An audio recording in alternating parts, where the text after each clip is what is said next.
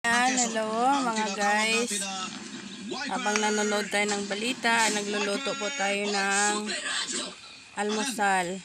Ito po yung almusal ko ngayon. Oh. Ito po siya. Yan po. Chia seeds nuts.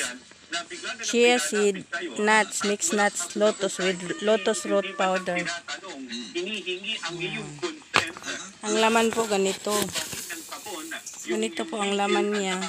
Lalagay doon.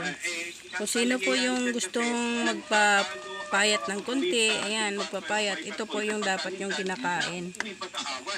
Ayan. Ayan po.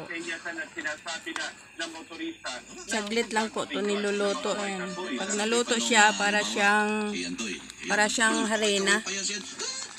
Ayan, pag naluto parang ano yung glow, parang pandikit. Ayun po, ganyan. Oriyahi mang lang.